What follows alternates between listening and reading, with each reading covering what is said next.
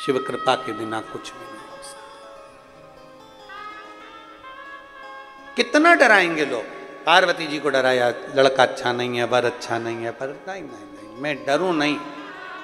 डटी रही, शिव को रिझाती रही, भगवान शंकर का गुणगान गाती रही, शंकर का स्मरण करती रही, बालू का शिवलिंग बनाना, पूजन करना, अर्चना करना, आराधना करना, शिव तत्व को जानना।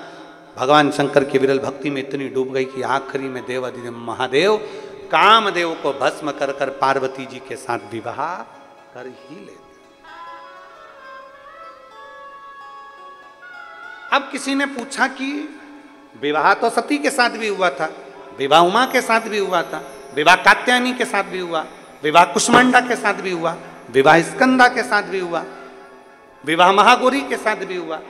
भगवान की इतनी माताओं के साथ में भगवान शंकर की पार्वती जी के जो और भी नाम है उनके साथ में विवाह हुआ। फिर पार्वती आखिरी विवाह कैसे? पार्वती के बाद में शंकर जी की कोई दूसरी अर्धांगिनी नहीं, केवल पार्वती।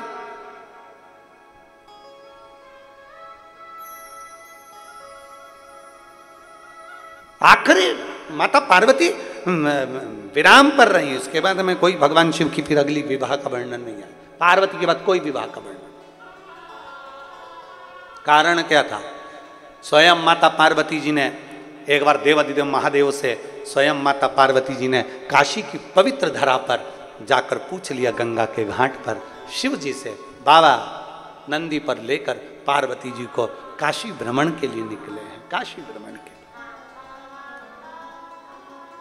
ऐसा ही श्रावण का सोमवार था, पार्वती जी को लेकर मेरे देवाधिदेव महादेव भ्रमण के लिए निकले हुए थे। ऐसे ही इसलिए आज भी कई क्षेत्रों में, कई तीर्थों में, कई ज्योतिर्लिंगों में, कई जगह पर सावन के महीने की सोमवारी के दिन बाबा घूमने के लिए निकलते हैं। अब यहाँ का तो हमको नहीं मालूम, पर कई जगह पर उज्जैन में निकलते हैं, काशी में निकलते हैं, ओंकारेश्वर निकलते हैं, यहाँ पे भी निकलते हैं।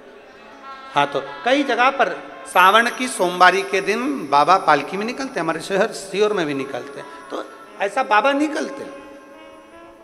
कोई पूछे कि ये प्रथा कहाँ से चालू हुई, तो आप कह सकते हो कि सावन के सोमवारी के दिन बाबा देवाधिदेव महादेव माता पार्वती को लेकर काशी गए थे भ्रमण के लिए। नंदनवन में माता पार्वती को लेकर पहुंचे थे और नंदनवन में बैठकर पार्वती जी ने शंकर भगवान से कुछ प्रश्न किए थे। वो प्रश्न का स्वरूप है, प्रश्न का स्वरूप। पूछा मां, पार्वती जी ने कहा, बाबा सती का विवाह आपके साथ में हुआ,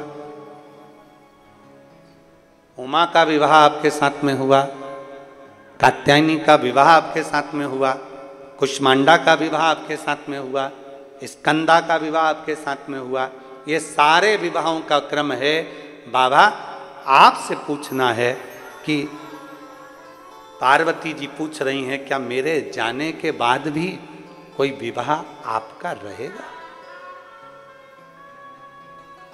शिव जी प्रसन्न होकर पार्वती से कहते हैं, पार्वती ये प्रसंग मैं तुझको यहां नहीं कहूंगा, चल। काशी से उठाया, पार्वती जी को नंदी पर बिठाकर सीधे पहुंच गए, सीधे गुफा के अंदर। इसलिए श्रावण के महीने में उस गुफा का दरवाजा आज भी खुलता है, जिसको अमरनाथ की गुफा कहा जाता है। श्रावण के महीने में उस गुफा में ले गए पार्वती जी को, उठाया, काशी से पहुंचे अमरनाथ की गुफा।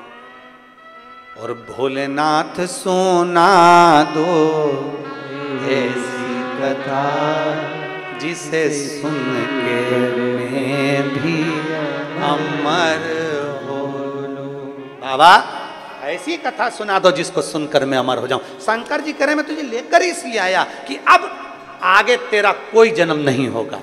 पार्वती तू कोयल भी बनी, तू कोयल बनी है, क्योंकि सती बनी थी जब तू यज्ञ के कुंड में कूद कर तू मर गई थी, तब तेरे प्राण यज्ञ के कुंड के अंदर तू छूटे।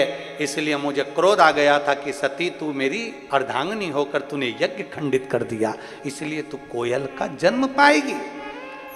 सती के बाद तेरा एक जन्म हुआ कोयल का, और कोयल के जन्म से छूटी तब तू पार्वती।